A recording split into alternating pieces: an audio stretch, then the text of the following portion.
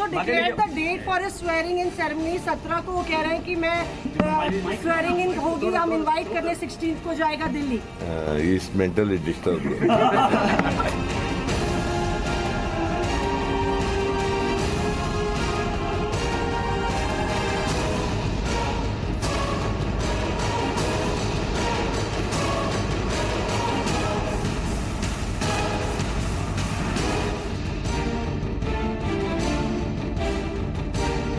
लेकिन बहुमत कांग्रेस को ही मिलेगा, इसीलिए उनसे दोस्ती करना, इनसे दोस्ती करना, बात करना अब जरूरी नहीं।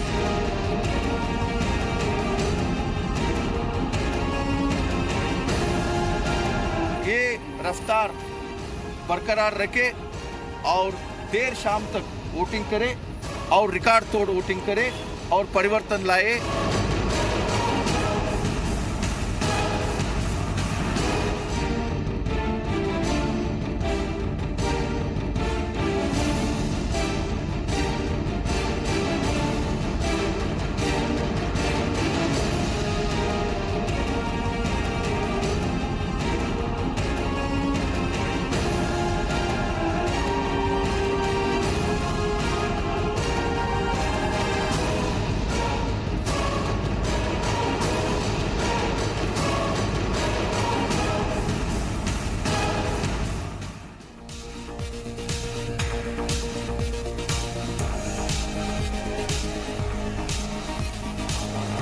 नमस्कार, आप देख रहे हैं जी बिजनेस। मैं हूं स्वाति रायना। कर्नाटक का किंग कौन, ये सीरीज के सबसे अहम पड़ाव पर आज हम पहुंचे हैं। आज कर्नाटक में 222 सीटों के लिए वोटिंग जारी है। सुबह 7 बजे से मतदान शुरू हुआ और आंकड़े फिलहाल 1 बजे तक जो आ रहे हैं उसमें 36% वोटिंग रिकॉर्ड की गई है। सबसे तेज मतदान दक्षिण कन्नड़ जिले में हुआ है और उडुपी में भी बाकी जगहों से तेज वोटिंग हुई है। और इस बीच कांग्रेस नेता मल्लिकार्जुन खड़गे ने दावा किया कि कांग्रेस पूर्ण बहुमत के साथ सरकार बनाएगी। वहीं जेडीएस से गठबंधन के सवाल को उन्होंने सिरे से खारिज कर दिया और नतीजों से पहले ही बीजेपी के सीएम कैंडिडेट बीएस येदियुरप्पा ने पार्टी की बम्पर जीत का दावा भी कर दिया है। येदियुरप्पा ने कहा है कि बीजेपी 222 में से 150 से ज्यादा सीटें हासिल करेंगी और 17 मई को वो सरकार बनाने जा रहे हैं। पूरा कॉन्फिडेंस है बीजेपी को। अब पूर्व पीएम और जेडीएस प्रमुख एचडी देवेगौड़ा ने भी कर्नाटक में सरकार बनाने का दावा किया है, लेकिन आपको बता दें कि फिलहाल 1 बजे तक सिर्फ 36% वोटिंग ही हुई है और शाम को 6 बजे तक वोटिंग जारी रहेगी। 15 मई को सबसे तेज नतीजे आप जी बिजनेस पर देख पाएंगे, लेकिन उससे पहले आज शाम को जो एग्जिट पोल है उससे काफी हद तक तस्वीर साफ हो जाएगी कि आखिरकार कर्नाटक का किंग कौन बनने जा रहा है।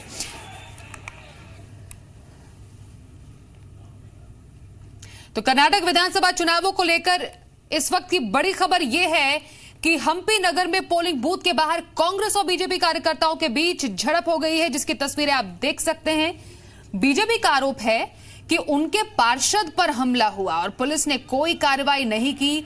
इस झड़प में बीजेपी के पार्षद घायल भी हो गए हैं। वहीं डीसीपी ने कहा कि हम्पी नगर के एक संवेदनशील बूथ पर बीजेपी और कांग्रेस के कार्यकर्ताओं में झड़प हुई और झड़प पोलिंग बूथ के 100 मीटर के दायरे में हुई है। पुलिस ने पूरे मामले की जांच के बाद कार्रवाई की बात कह दी है। तो अगर हम्पी नगर को छोड़ दिया जाए तो बाकी जगह इस वक्त कर्नाटक में शांतिपूर्ण चुनाव ही हो रहे हैं। और मेरे सहयोगी अनुराग शाह इस वक्त और अपडेट के लिए कर्नाटक चुनाव पर हमारे साथ सीधे जुड़ गए हैं। अनुराग, आप फिलहाल शायद कर्नाटक में ही हैं, जो कि कहां पर, बेंगलुरु में, माफ कीजिए, बेंगलुरु में इस वक्त आप हैं और वहां पर अभी फिलहाल बताइए 3 बजे का ट्रेंड क्या कह रहा है चुनाव में?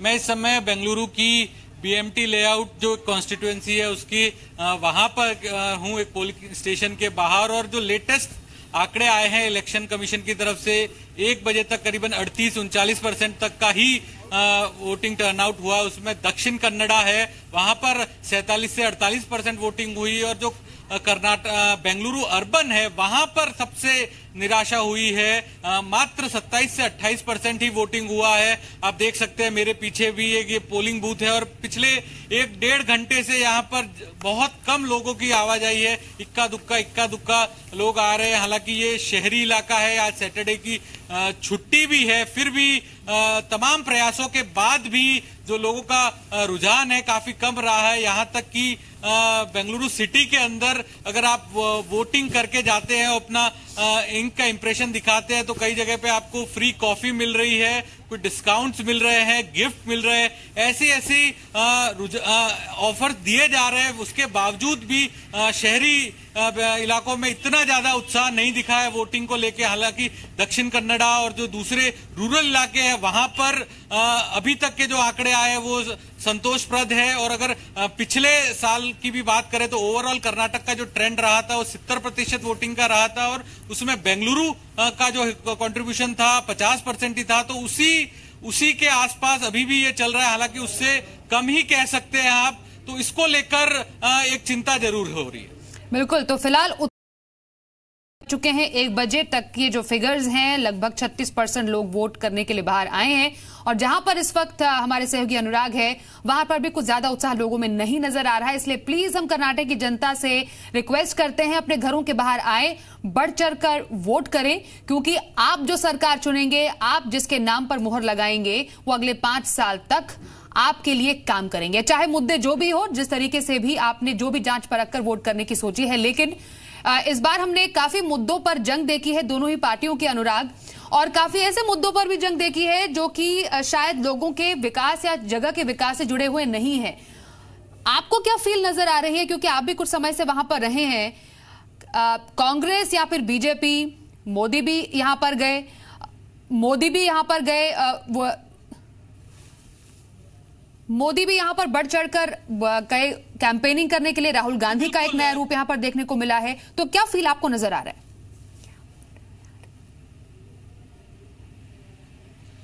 जी बिल्कुल, जिस तरह से चुनावी कैंपेन हुआ और आखिरी के जो 10-12 दिन हुए उसमें परवान काफी ज्यादा चढ़ गया। उससे पहले, यानी अगर मैं आज से 15-20 दिन पहले की बात करूं तो कांग्रेस थोड़ा सा आगे थी प्रचार को देखते हुए। थोड़ा कांग्रेस का जो हैंड था थोड़ा आगे माना जा रहा था। लेकिन जब से नरेंद्र मोदी ने कमान संभाली और महीने की शुरुआत में जो पूरे कर्नाटक के अंदर उनकी ताबड़तोड़ रैलियां हुई, करीबन 21 महारैलियों को संबोधित किया उन्होंने, उसके बाद कहीं ना कहीं थोड़ा बीजेपी के पक्ष में माहौल गया। लेकिन जहां ग्राउंड पे अगर हम बात करें तो जो जुबानी जंग हुई उसका लोगों पे इतना ज्यादा असर नहीं है। और हमेशा से जो कहा जाता है कि एक वेव होती है, उससे किसी भी पार्टी की हार या जीत डिसाइड होती है, तो वो इस तरह की जो वेव है इस बार के कर्नाटक चुनाव में बिल्कुल भी नहीं है। दोनों जो मुख्य पार्टियां हैं, कांग्रेस और बीजेपी, वो एक दूसरे को दोनों टफ फाइट दे रही हैं, क्योंकि जिस तरह से नरेंद्र मोदी का एक चेहरा है, नरेंद्र मोदी ने पूरी बाद में कैंपेन को अपने हाथ में लिया, तो उसी तरह से सिद्धरामैया ने हर बात को काफी ज्यादा अच्छे तरीके से आगे ले गए। जो मुद्दे बीजेपी के द्वारा उठाए गए उसका एक के बाद एक जवाब दिया। तो ये जो फाइट है ये बराबर की फाइट है अभी तक। और लोगों के अंदर जो मुद्दे हैं वो मुद्दे हैं जॉब क्रिएशन। अगर मैं अर्बन एरियाज की बात करूं, किस तरह से बेंगलुरु के अंदर ट्रैफिक है उसकी व्यवस्था को ठीक किया जाए, बेंगलुरु के अंदर नए इन्वेस्टमेंट आए, नए जॉब्स के मौके आए, तो ये सारे मुद्दे हैं। और रूरल कर्नाटक की बात करें तो वहां पर किसानों का मुद्दा है। जिस तरह से किसानों को लेकर जो ऐलान किए गए हैं दोनों पार्टियों की तरफ से, कांग्रेस ने भी कहा है कि वो 1.25 लाख करोड़ का एक इरिगेशन फंड बनाएगी। इसके अलावा बिल्कुल अनुराग, 1.5 लाख करोड़ तक का इरिगेशन चलिए अनुराग, हम आपके पास वापस आते हैं और फिलहाल अपडेट आपसे और लेंगे। आप बने रहिए हमारे साथ हमारे एक और सहयोगी अमित प्रकाश कर्नाटक में ही टुमकुर स्थित गंगा मठ से लाइव हैं। अमित, जरा बताइए, जहां पर अभी आप हैं वहां पर फिलहाल के जो आंकड़े हैं वो क्या कह रहे हैं वोटिंग के? देखिए, सबसे पहले तो मैं आपको ये बता दूं, ये समझने की ज़रूरत है और लगातार बहुत एक्सटेंसिव मैंने ट्रैवल किया और जो 14 बड़े मठ हैं कर्नाटक के स्वाति, वो कर्नाटक की राजनीति में उनका बड़ा प्रभाव है। जैसा मतलब ये भी कह सकते हैं कि यहाँ लोग कहते हैं कि यहाँ मठों के इशारों पे ही कर्नाटक की सियासत आगे बढ़ती है, और इसीलिए आपने देखा होगा चुनाव से पहले चाहे कोई भी पॉलिटिकल पार्टी हो, चाहे प्रधानमंत्री नरेंद्र मोदी हो, राहुल गांधी हो, अमित शाह हो, येदियुरप्पा हो, सिद्धारमैया हो, कोई भी पॉलिटिकल पार्टी हो, कोई भी किसी भी पॉलिटिकल पार्टी का कोई लीडर हो, वो अपनी कैंपेन को शुरू करने से पहले और जिस भी विधानसभा में वो गया, जिस भी इलाके में गया, वहाँ के बड़े मठों में वो ज़रूर गया। क्योंकि आपको यहाँ बहुत संक्षेप में एक बात दर्शकों को समझनी ज़रूरी है कि कर्नाटक की पॉलिटिक्स में आखिरकार मठों का महत्व है क्यों। लिंगायत कम्युनिटी कर्नाटक की सबसे बड़ी कम्युनिटी है, और सिद्ध गंगा मठ जहाँ मैं इस वक्त मौजूद हूँ, और ये जो तस्वीर, ये जो बिल्डिंग आप पीछे देख रहे हैं, ये कर्नाटक का लिंगायत समुदाय का सबसे बड़ा मठ कहा जाता है। करोड़ों इसके फॉलोअर्स हैं जो इसके साथ जुड़े हुए हैं। हालांकि इस मठ के जो लोग हैं, इस मठ के स्वामी का साफ तौर पे ये कहना है कि ये सिर्फ लिंगायत कम्युनिटी का मठ नहीं है, यहाँ मुस्लिम्स भी आते हैं, क्रिश्चियन भी आते हैं, हिंदू भी आते हैं, और हर कम्युनिटी के लोग यहाँ पर आते हैं, हर कम्युनिटी के लोग यहाँ के फॉलोअर्स हैं। यहाँ कई खास बातें हैं। 10,000 बच्चों का दाखिला हर साल ये मठ लेता है, और उसमें सिर्फ लिंगायत कम्युनिटी के ही बच्चे नहीं पढ़ते, उसमें मुस्लिम। वाकई अमित, थोड़ा सा आपकी साउंड में कुछ टेक्निकल प्रॉब्लम है, लेकिन आपने जो बात कही वो सही कही है। लिंगायत समुदाय जो है वो ट्रेडिशनली बीजेपी का वोट बैंक रहा है। अब इसमें सेंध लगाने की इस बार कोशिश की कांग्रेस ने। अब मठ दोनों पार्टियां घूमी हैं, क्या मठ वोट दिलाएंगे? जो अहमियत है यहां पर मठों की, वो अहमियत क्या इस पूरे चुनाव में निकल कर आएगी? क्या नतीजा उसका रहता है और इसका फायदा किस पार्टी को होगा? क्योंकि दोनों ही पार्टी ने अपने अपने तरीके से इसको भुनाने की कोशिश जरूर की है। बहुत शुक्रिया अनुराग और अमित। फिलहाल इस जानकारी के लिए आगे भी आपसे जुड़ते रहेंगे और जानेंगे कि आखिरकार कर्नाटक चुनाव जो है वो फिलहाल कितना आगे प्रोग्रेस कर रहा है।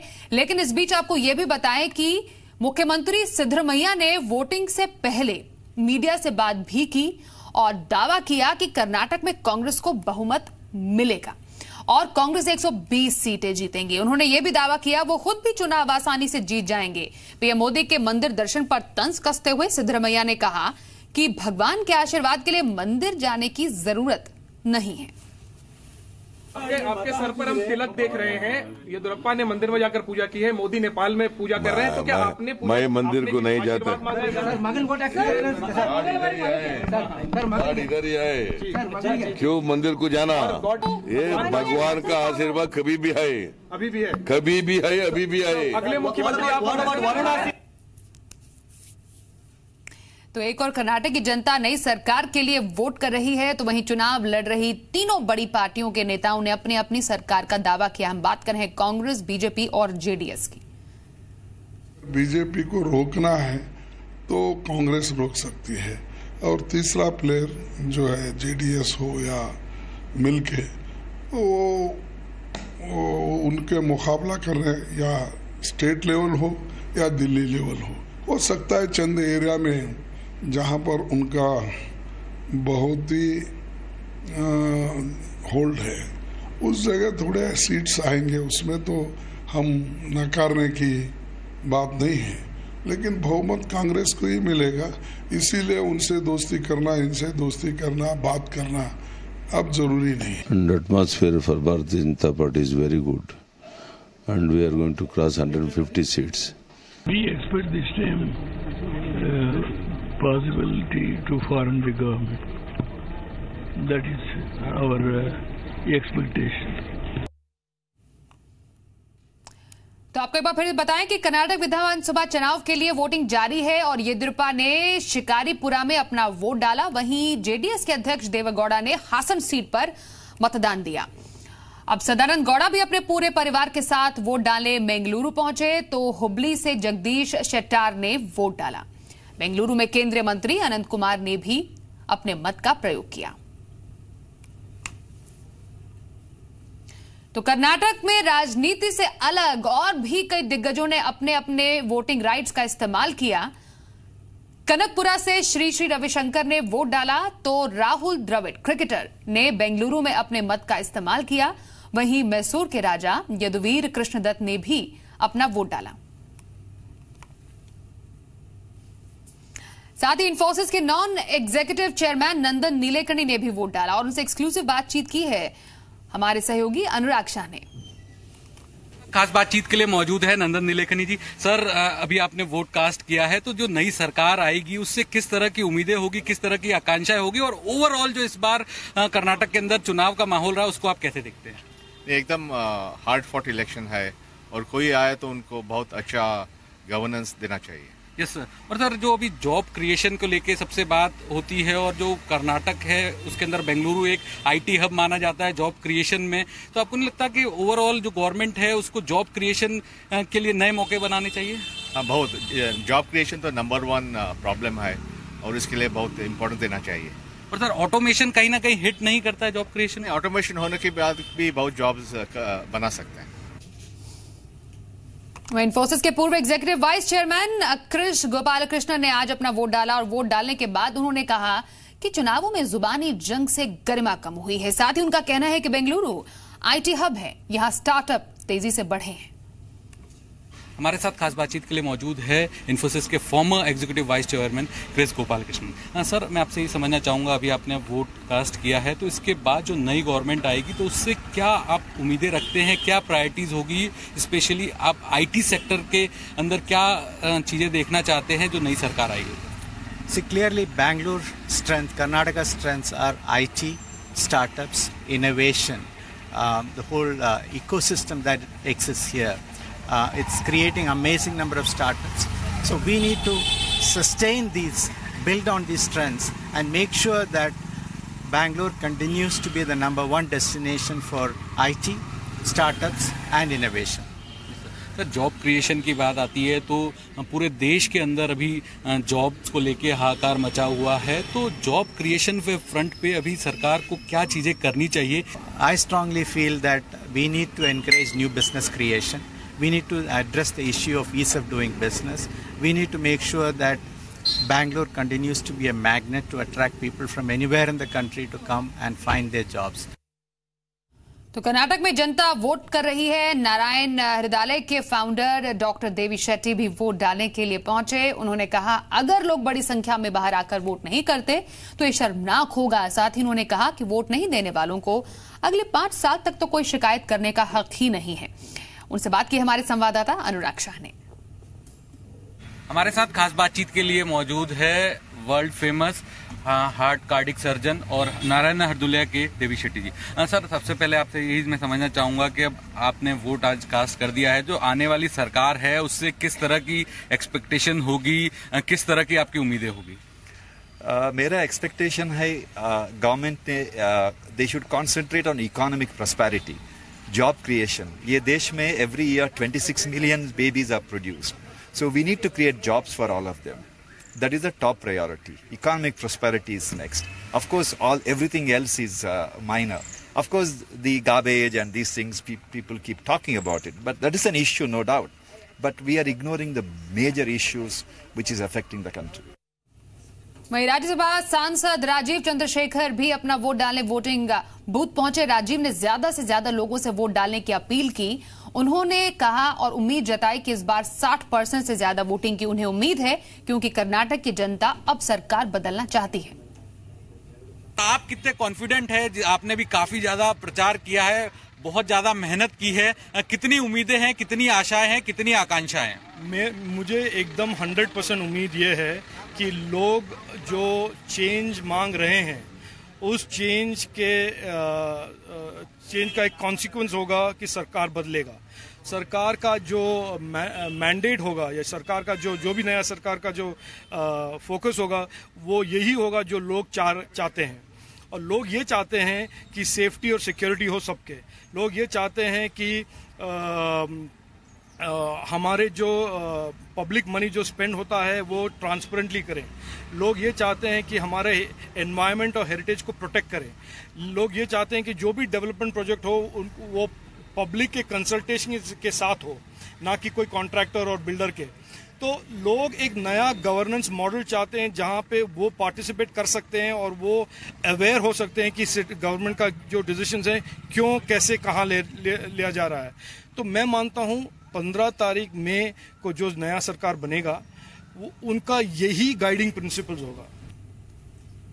क्या कर्नाटक में बीजेपी के पक्ष में आंधी चल रही है या फिर जनता का हाथ सिद्धरमैया के साथ है? आज कर्नाटक का फैसला बीजेपी के हक में होगा या फिर कांग्रेस के पक्ष में यह फैसला हो जाएगा? दोनों ही पार्टियों के लिए कर्नाटक के चुनाव 2019 का ये लिटमस टेस्ट है।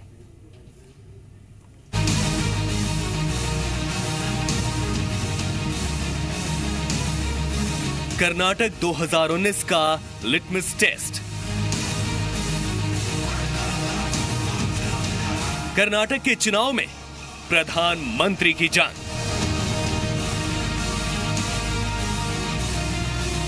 कर्नाटक आज न सिर्फ मोदी लहर और राहुल गांधी के असर का फैसला करेगा, बल्कि कर्नाटक में ईवीएम से अगले साल होने वाले 2019 लोकसभा चुनाव के संकेत भी मिलेंगे। इसीलिए कर्नाटक की जीत बीजेपी और कांग्रेस के लिए संजीवनी है। कर्नाटक का फैसला अगर बीजेपी के पक्ष में गया तो 2019 के लिए उसकी चुनावी रणनीति मजबूत होगी, ब्रांड मोदी मजबूत होगा और अखिल भारतीय नेता के रूप में मोदी का कद और ऊंचा होगा। वहीं बीजेपी के साथ ही अमित शाह चुनाव मैनेजमेंट के महापंडित साबित होंगे और बीजेपी के लिए दक्षिण भारत का दरवाजा दोबारा खुलेगा और ये बीजेपी के स्वर्ण युग की शुरुआत होगी। वहीं कांग्रेस और खुद राहुल गांधी के लिए कर्नाटक चुनाव करो या मरो की लड़ाई है। अगर कांग्रेस ये चुनाव हारी तो ना सिर्फ पार्टी का दूसरा बड़ा गढ़ हाथ से निकलेगा, बल्कि राहुल गांधी के नेतृत्व क्षमता पर बहुत बड़ा सवाल उठेगा। कांग्रेस हारी तो पार्टी की कमान प्रियंका को सौंपने की मांग बढ़ सकती है और कांग्रेस के हारने पर राहुल गांधी का प्रधानमंत्री बनने का सपना टूट जाएगा। Will you be the Prime Minister? Well, that depends. That depends on how well the Congress Party does. No, I'm talking of alliances. I mean, the Congress Party, if it's the biggest party, yes, we will. Wish you all the best. Thank you. Congress के हारने पर राहुल ना तो मोदी विरोधी मोर्चे का नेतृत्व कर पाएंगे और 2019 के अलावा इस साल के आखिर में होने वाले मध्य प्रदेश, छत्तीसगढ़, राजस्थान चुनाव में भी कांग्रेस की स्थिति कमजोर होगी। ब्यूरो रिपोर्ट, जी मीडिया। कर्नाटक में इस वक्त वोटिंग चल रही है, लेकिन वोट डालने से पहले कर्नाटक में धार्मिक आधार पर मतदान देने के लिए फतवा जारी हुआ है। समझिए इस पूरी रिपोर्ट में। कर्नाटक मुस्लिम मुत्ताहिदा महाज की बैठक 4 मई 2018 की है, जिसमें धार्मिक आधार पर वोट डालने का फतवा जारी किया जा रहा है। बैठक में शामिल नुमाइंदे एक खास पार्टी को हराने के लिए दूसरी पार्टी के उम्मीदवारों को वोट डालने की अपील कर रहे हैं। ऐसे में ये सवाल उठता है कि क्या देश का लोकतंत्र फतवे से चलेगा? चुनाव से पहले धार्मिक फतवा क्यों? और सवाल ये भी कि लोकतंत्र में फतवे की जरूरत क्यों? मुस्लिम मुत्ताहिदा महाज ने फतवा जारी करते हुए कर्नाटक के कोलार जिले के उम्मीदवारों की एक लिस्ट भी जारी की है और लोगों से अपील की है कि वो उन्हीं उम्मीदवारों को वोट दें। लिस्ट में खास पार्टी के उम्मीदवारों का जिक्र है जिनको जिताने का फतवा जारी किया गया है। मुस्लिम मुत्ताहिदा महाज की तरफ से जारी फतवा कर्नाटक की 6 विधानसभा सीटों श्रीनिवासपुर, मुलबागल, कोलार गोल्डफील्ड, बंगारपेट, कोलार और मालूर के लिए है और इनमें से 5 सीटों पर एक खास पार्टी को जिताने की अपील की गई है। फतवे में मुस्लिम मुत्ताहिदा महाज खुलेआम धार्मिक आधार पर लोगों से वोट की अपील कर रहा है, जो पीपल्स रिप्रेजेंटेशन एक्ट 1951 का उल्लंघन है। कर्नाटक में आज वोटिंग हो रही है और ऐसे में इसका असर जो भी हो, लोकतंत्र के लिए ऐसा फतवा खतरा जरूर है, जिस पर चुनाव आयोग से लेकर शासन और प्रशासन तक की कार्रवाई का इंतजार है। कर्नाटक की जंग में किसकी जीत होगी और किसकी हार, इसका फैसला 15 तारीख को हो जाएगा और जी बिजनेस पर सबसे तेज नतीजे आप देख पाएंगे। लेकिन इस जंग में बड़ी भूमिका होगी लिंगायत और वोकालिंगा समुदाय की। जरा समझिए कैसे। आज कर्नाटक पॉलिटिकल लीग के फाइनल में जीत हार में बड़ी भूमिका होगी लिंगायत और वोकालिंगा समुदाय की।